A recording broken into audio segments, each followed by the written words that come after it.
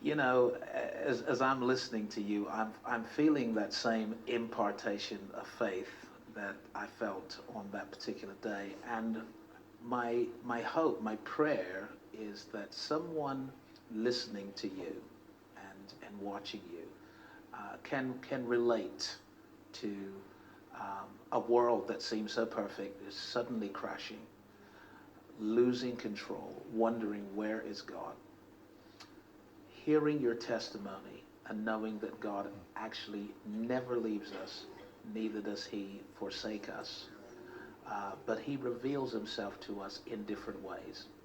So you got to know God in new ways. And we can tell just from your passion, the expression on your face, that it's a much deeper relationship with him today than it was before. Now, I think what amazes me is that, you know, you're a wife, you're a mother, you're a business owner, you're very active in your local church, and you have embarked on a campaign to bring awareness to lupus as an issue, and you're still dealing with the process of healing and symptoms and things. I think people want to know, you know, how do you do that? How do you do it all? Do you know how you do it all? No, I just do. You haven't got any choice. I've got two children that are adorable, but that, you know, when they wake up at 5:30, someone's got to get them dressed and ready for school, right? Yeah. And Kaori is a very special child. You know, God gave me a special child. You know, the one that gave me, right, pneumonia. And bless her. But she's a special child, you know. Her name means strength and determination. Parents, now, I wasn't really thinking that whole thing through, was I? And the folks that are in here that know me from my church know that Kelle is normally strapped to my ankle, even if I'm on the platform, right? Yeah, that's my very special child. She's such a blessing. She really was. You got to remember, I'm coming from a place where I was told as a lupus sufferer you wouldn't have any children. Wow. Right?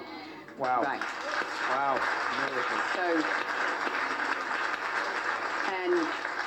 So I have two beautiful children who are lupus free and have no, Woo! you know, and hallelujah. Right. So how do I do it? I have no choice. You kind of have to do it. They're there, and they motivate you, and they're so beautiful, and you know, they're on the prayer line with you in the morning, and they're just they're wonderful. And business has been tough because, you know, I've been taken out of the picture, but at the same time it's so wonderful because I'm watching something grow that I started on a mobile phone, for Pete's sake, you know, a pay-as-you-go mobile phone.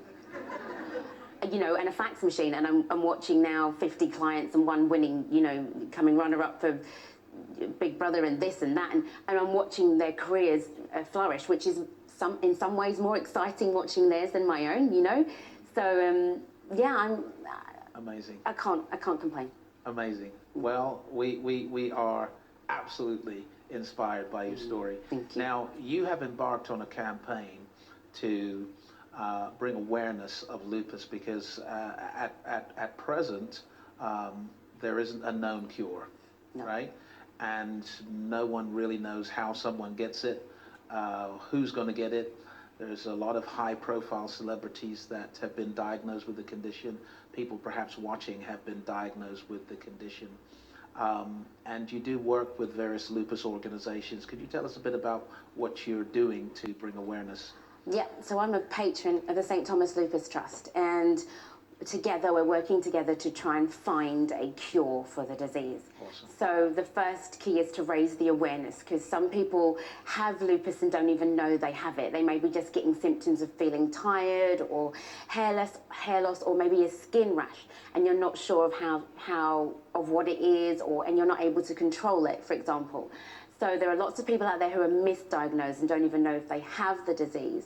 So that's really important to kind of just raise the awareness, understand what the symptoms are, and what to say to your GP if you have any concerns, for example. So that's the key. And currently, as Bishop said, there is no cure. So we are fighting to raise awareness, which then will hopefully stimulate people to be able to give so that we can afford some research. Because all we actually need to do is spend some time researching the disease to try and find a cure. We don't even know where its origin is. I mean, as simple as that. Wow. It doesn't discriminate. It's not, you know, lots of people think it's segregated to the Afro-Caribbean community. Not true. It's, you know, women. Not true. It's anyone. Lupus does not discriminate. It goes after whoever it wants, whenever it wants.